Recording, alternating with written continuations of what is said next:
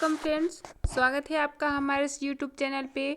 तो फ्रेंड्स, आज हम लोग सी-टेट जनवरी 2024 के से संबंधित चाइल्ड डेवलपमेंट एंड पेडागोजी जो कि सी-टेट के प्रीवियस ईयर में क्वेश्चन पूछे गए हैं, उन क्वेश्चंस को, जिन पियाजे से संबंधित महत्वपूर्ण क्वेश्चंस को आज हम लोग डिस्कस करने वाले हैं। तो फ्रेंड्स, चलिए अपने डिस्कशन को शुरू करते हैं। प्रश्न है, निम्न में से कौन से युग्म का मिलान सही है? ठीक है। संवेदी चालक अवस्था, मूर्त संक्रियात्मक समस्याओं पर तर्क, पूर्व संक्रियात्मक अवस्था, प्रतिवर्ती सोच तथा विकेंद्रीकरण, मूर्त संक्रियात्मक अवस्था, वस्तु स्थायित्व तथा जीववादी सोच, औपचारिक संक्रियात्मक अवस्था, अमूर्त सोच।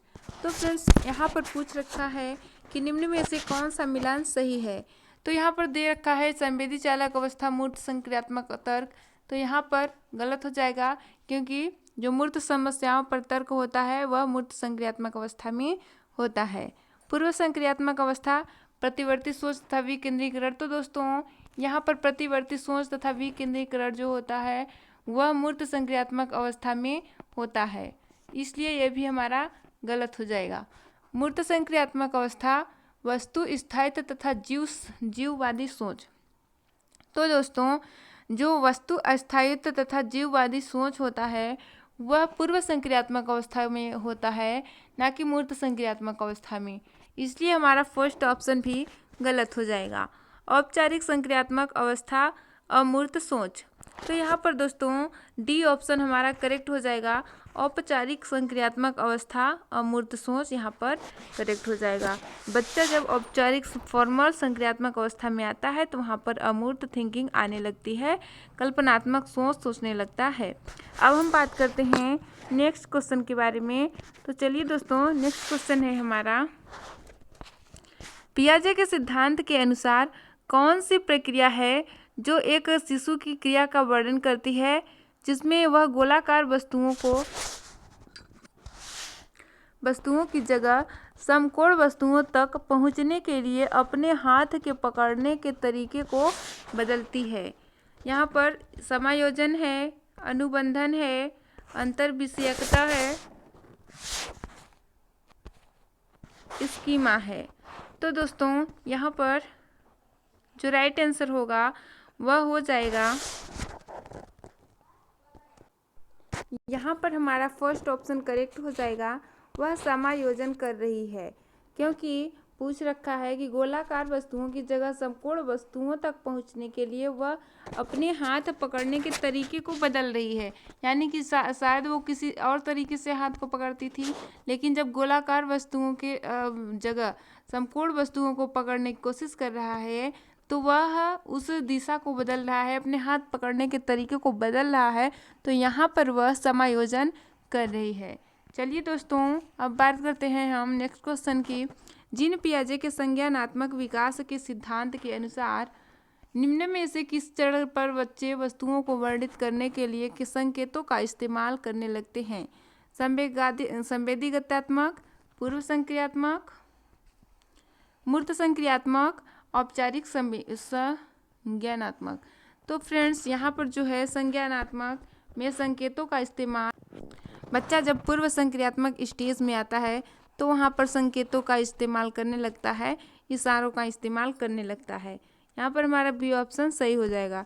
चलिए दोस्तों, नेक्स्ट क्वेश्चन है, जीन पियाजे के संज्ञानात्मक विकास के सिद्धांत के अनुसार अधिकांश बच्चे संतुलन, क्रमबद्धकरण और वर्गीकरण किस चरण में समझ लेते हैं? तो दोस्तों, यहाँ पर जो है संतुलन, क्रमबद्धता सीरीज में लगाना और क्लासिफिकेशन जो होता है जीन पियाजे के संवेदीगतात्मक अवस्था, पूर्व संक्रियात्मक अवस्था, मूर्त संक्रियात्मक अवस्था, औपचारिक संक्रियात्मक अवस्था। तो दोस्तों, यहाँ पर जो है वर्गीकरण, क्लासिफिकेशन, क्रमबद्धता जो लक्षण है वह बच्चे के मूर्त संक्रियात्मक स्टेज में डेवलप हो जाती हैं। चलिए दोस्तों, नेक्स्ट क्वेश्चन को देख लेते हैं। रीमा ने अभी हाल ही में तार्किक रूप से और बेहतर संयोजित रूप से अपनी प्रतिक्रिया की तार्किकता को स्पष्ट करते हुए प्रश्नों के उत्तर देने आरंभ किए हैं। जीन पियाजे के संज्ञानात्मक विकास के अनुसार उसने किस चरण में प्रवेश किया है? संवेदीगतात्मक, पूर्व संक्रियात्मक, मूर्त संक्रियात्मक, औपचारिक संक्रियात्मक। तो दोस्तों यहाँ पर क्वेश्चन में दे रखा है कि तार्किकता को स्पष्ट करने की कोशिश कर रही है ना। तार्किकता का स्पष्ट करते हुए प्रश्नों को उत्तर देना आरंभ करी है। यहाँ पर तार्किकता जो लॉजिकल थिंकिंग आती है दोस्तों, मूर्त संक्रियात्मक स्टेज में आती है। तो यहाँ पर हमारा सी ऑप्शन करेक्ट हो जाएगा। तार्किक चिंतन करना, तार्किकता, स्पष्ट निर्णय लेना, यहाँ पर मूर्त संक्रियात्मक अवस्था हो जाएगा। चलिए दोस्तों बात करते हैं अगले क्वेश्चन को।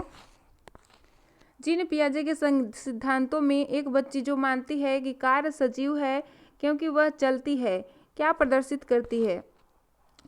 तो यहाँ पर दे रखा है जीववादी दृष्टिकोण, केंद्रीयता, अप्रतिवर्ती सोच, क्रमबद्धता।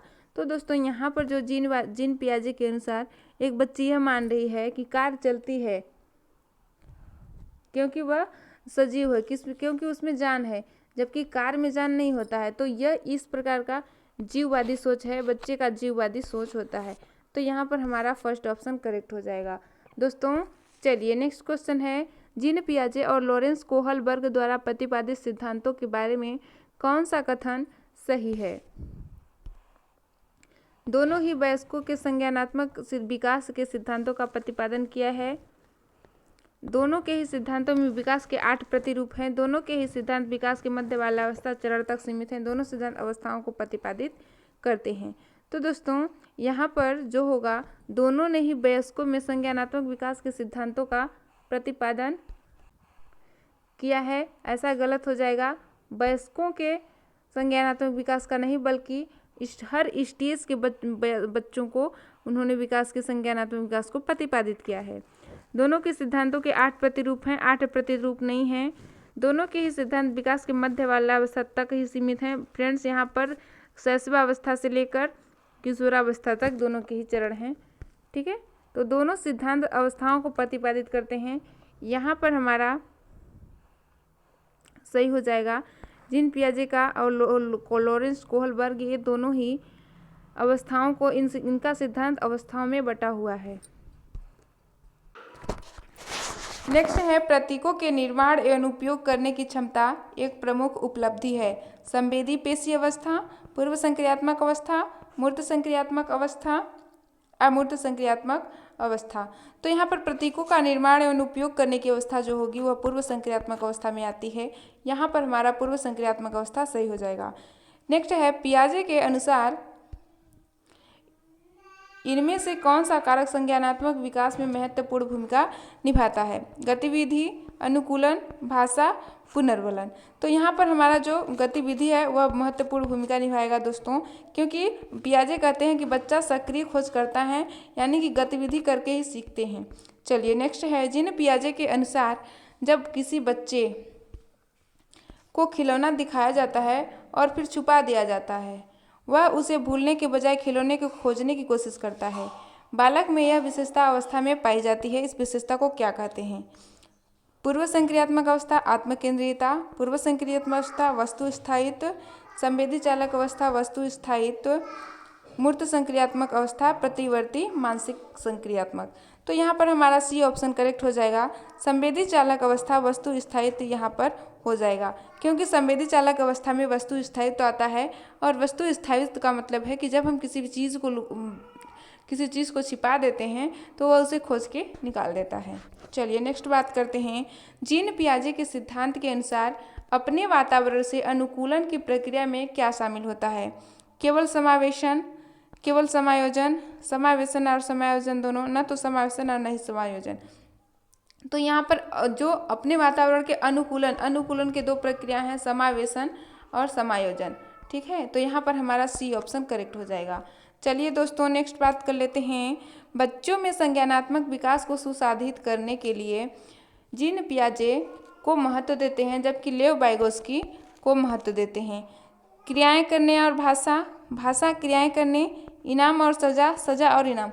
तो यहाँ पर दोस्तों सी और डी वैसे ही गलत हो जाएंगे, क्योंकि इनाम और सजा जो है व्यवहारवादी वैज्ञानिक देते हैं। तो यहाँ पर दे रखे हैं कि जीन पियाजे, तो जीन पियाजे क्रिया करने के लिए, और जबकि लेव वाइगोत्स्की ने भाषा को महत्वपूर्ण माना है। तो यहाँ पर हमारा सी ऑप्शन करेक्ट हो जाएगा। दोस्तों यहाँ पर हमारा ए ऑप्शन करेक्ट हो जाएगा। चलिए दोस्तों नेक्स्ट बात कर लेते हैं। जीन पियाजे के संज्ञानात्मक विकास के सिद्धांत के अनुसार बच्चे किस चरण में संक्रियाओं को एक दिशीय तार्किक क्रम में सोचना शुरू कर देते हैं? संवेदीगामक, पूर्व संक्रियात्मक, मूर्त संक्रियात्मक, अमूर्त संक्रियात्मक। दोस्तों इसका जो राइट आंसर होगा, यहाँ पे पूछा है किस चरण में संक्रियाओं को एक दिशीय तार्किक क्रम में सोचना शुरू कर देते हैं, यानी कि तार्किकता किस स्टेज में आती है। यहाँ पर मूर्त संक्रियात्मक अवस्था में तार्किकता आ जाती है।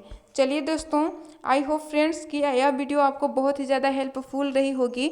अगर वीडियो पसंद आए तो लाइक, सब्सक्राइब और शेयर जरूर करिएगा। मिलते हैं नेक्स्ट वीडियो में एक नए टॉपिक के साथ। तब तक के लिए पढ़ते रहिए। धन्यवाद।